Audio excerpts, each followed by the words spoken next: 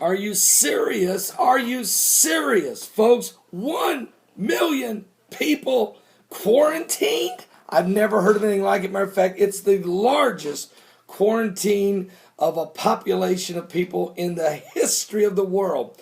The true paramilitary mentality has finally come to West Africa, not because of other issues, but because of a spreading plague that has crippled the earth. Even President Barack Obama had a special Ebola summit at the United Nations in which he told the world, you've got to do more. Of course, the United States is sending 3,000 U.S. soldiers and medical personnel and a lot of other supplies, and there's Doctors Without Borders and the World Health Organization, the CDC, the Samaritan Purse, and everybody else that can get involved because this thing is out of control.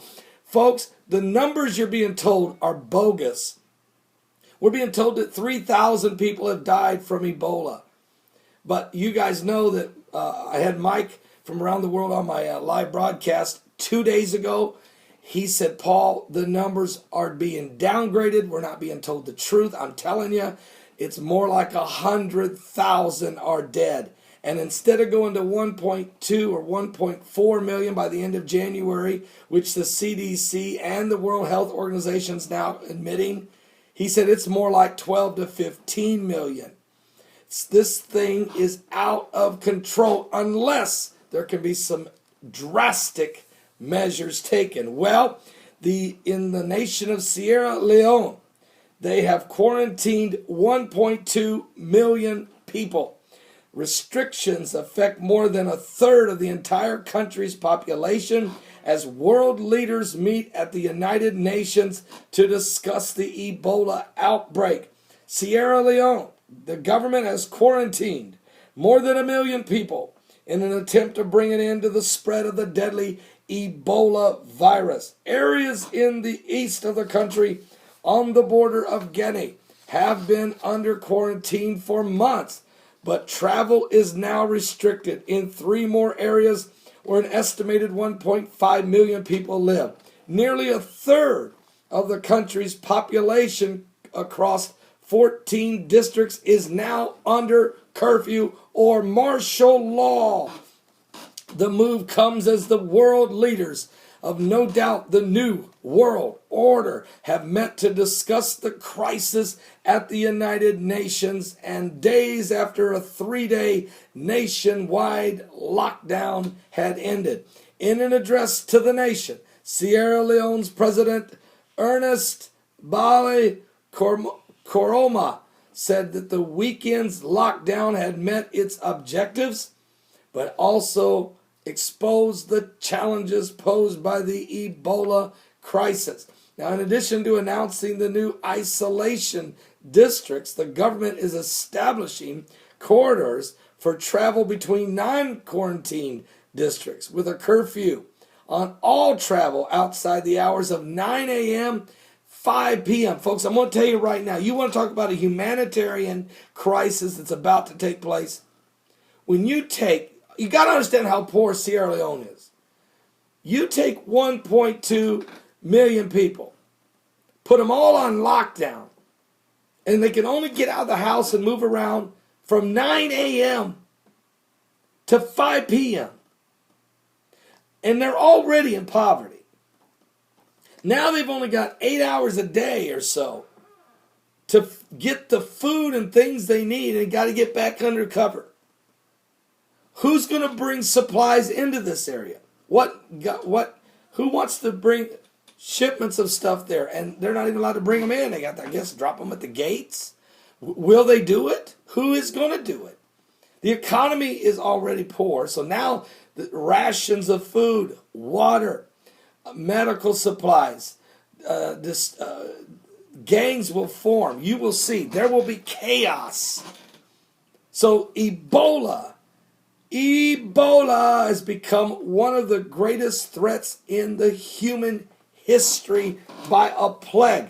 Not the biggest plague we've ever had in the world, but it certainly looks as if it is the first of the 7 last plagues of the Bible. You can read it for yourself in Revelation chapter 15. The word of the Lord tells us, and I saw another sign in heaven, great and marvelous, 7 angels, having the 7 last plagues. For in them is filled up the wrath of God.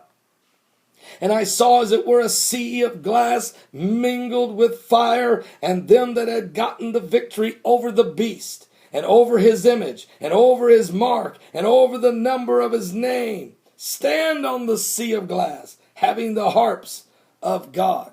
Now remember, you're seeing first the plagues, and then you're seeing the overcomers who have overcome the mark of the beast. First, he sees 7 angels with the plagues.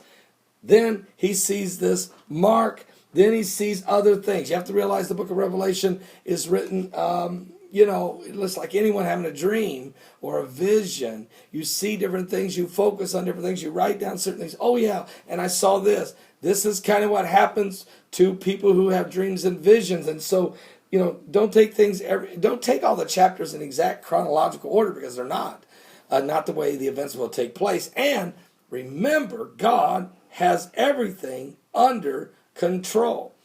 Could this be Ebola? Could this be the first of the 7 last plagues of the Bible? Certainly, Jesus said that in the last days, they said, can you tell us the sign of thy coming and the end of the world? In Matthew 24, Jesus said, well, your false Christ and false prophets shall rise and shall deceive many.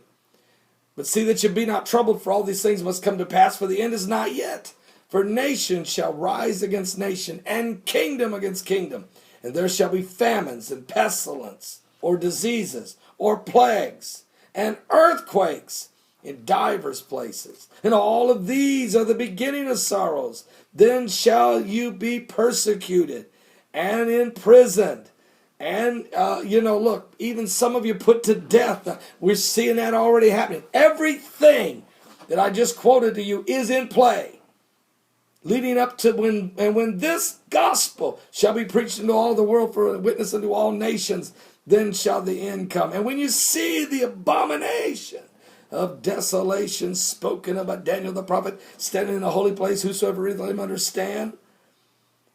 In other words, you're seeing the rise of the beast. You're seeing the rise of the Antichrist. You're watching the new world order rise in front of your very eyes, while earthquakes, sinkholes, dead birds, fish, cattle, water turning blood red, plagues of Ebola, wars, rumors of wars, ISIS, beheading and crucifying and raping and murdering and executing Christians all over the world, persecution against Christianity and Jews, and Israel being surrounded by many nations. Folks, if you can't see you're in the last days, open your eyes, because I'm telling you, you're in the last days. Something biblical's going on with the signs of the second coming of Christ. We're on the edge of eternity. We're at the brink of the beast. We're in the apocalyptic hour. And certainly Christ will come in an hour you think not the Son of Man will come. Are you saved? Now, seriously, have you given your life to Jesus Christ? Please stop and ask yourself, where am I at with God?